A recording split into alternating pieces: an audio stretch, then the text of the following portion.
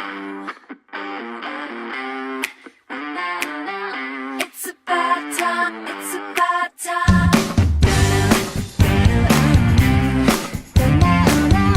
It's about time.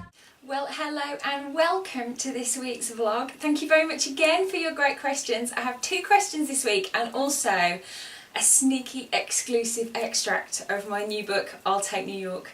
I'm going to read that in just a second. We're going to answer the questions first, so hold on to your hats. Hope that you enjoy it. My first question is from Doody Stevens. Hi Doody, lovely Doody, who's on Facebook. Thank you very much for your question. She wants to know, do you still get new ideas for old stories, and if so, what do you do with them? Well, I'll Take New York came out of that. It's something that I've been thinking of for the last couple of years. I really wanted to go back to Kowalski's, back to the Upper West Side of New York, which is kind of where it all started for me. It was my daft little story that I never thought anyone else would read, and then suddenly found out that actually, you know, it then sort of changed my life, which I wasn't expecting. And I've kind of always wondered about what's happening with Rosie and Ed and Marnie and the gang over at Kowalski's, what's happening for them. I didn't want to do a straight sequel because I'd have had to have kind of broken people up or it would have been a bit contrived, but what I wanted to do was be able to tell their story without mucking with their lives too much. I kind of feel when I get to the end of the book that I've mucked with my characters' lives enough. I've done enough twists and turns and they can kind of get on and be happy. So that's where it came from. So I do have ideas. There's other people that I'd quite like to write. I'd quite like to carry on writing about Uncle Dudley and Auntie Mags from It Started With a Kiss, because I know they're very, very popular characters and people that I'm asked about a lot about what happens to them. So you never know. What I might do with that is maybe do a short story, maybe bring that out at some point. Keep your eyes peeled for that. We never know. So there you go. I just kind of keep hold of those ideas, and I you know, hopefully that we'll come back to them at some point in the future. Although I don't want to get into the habit of writing sequels for all my books, but there are a couple that I know when people read them they really want to know what happens next. So you never know. Keep watching this space. Thank you. Hope that answers your question. And my second question is from lovely Hayley, who's at Hayley T Official on Twitter. Hello, gorgeous. Thank you very much for your question. She wants to know, do I have a favourite character from any of my books?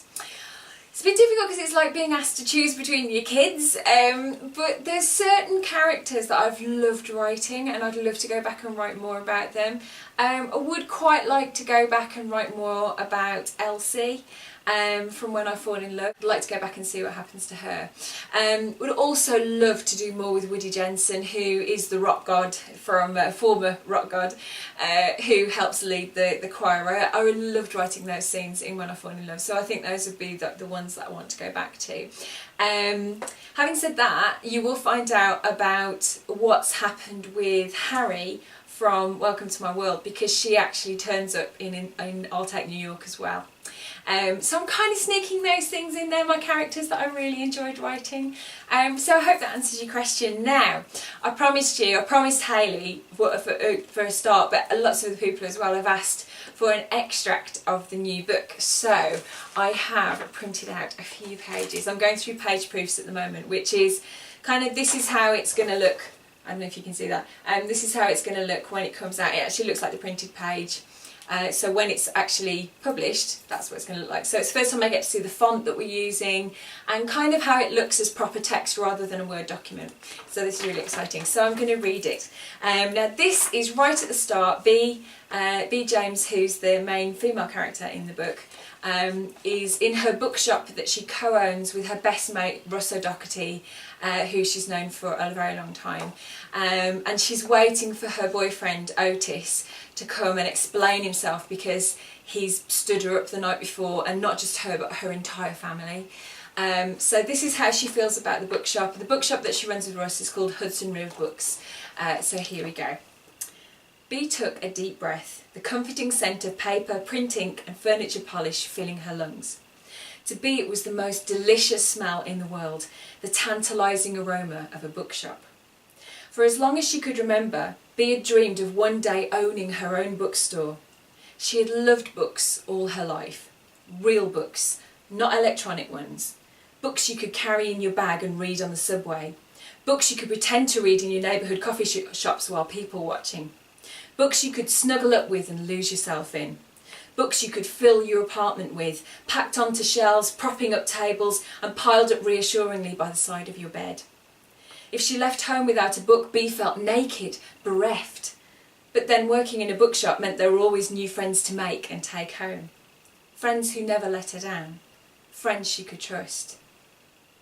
Her heart contracted again and she wished hard she didn't care whether Otis turned up or not. But she loved him. She'd loved him for 5 years, and even though she was angrier with him today than she had ever been before, she knew the moment he swept into the bookstore, his handsome face would tempt her to forgive him again. He knew how to get under her skin, and it was this ability alone that had saved their relationship many times before. Bea couldn't deny the chemistry, and when he arrived again today, she would have to fight hard again to resist it. If he ever turned up, that is. I'm sick of this, Russ. Russ slung his arm around her shoulder. I know. What you need is a distraction from staring at that clock. I've been thinking about maybe introducing a coffee corner by the window. What do you think? I mean, what could be a better combination, Books and coffee. Like mac and cheese, Cagney and Lacey, New York and angst. Come on, admit it, that made you smile. Bea shook her head.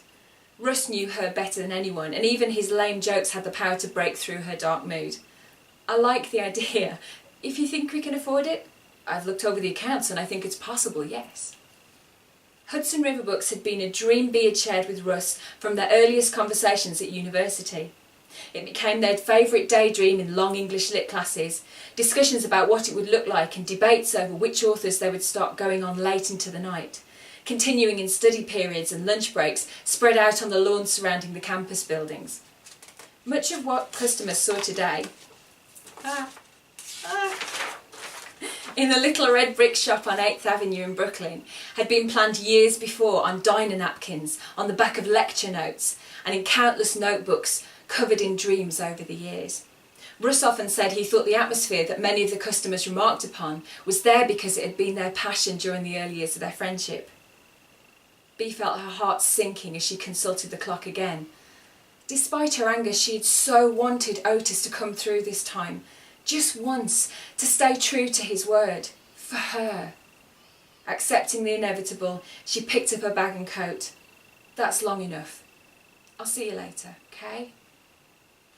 There you go, hope you like it.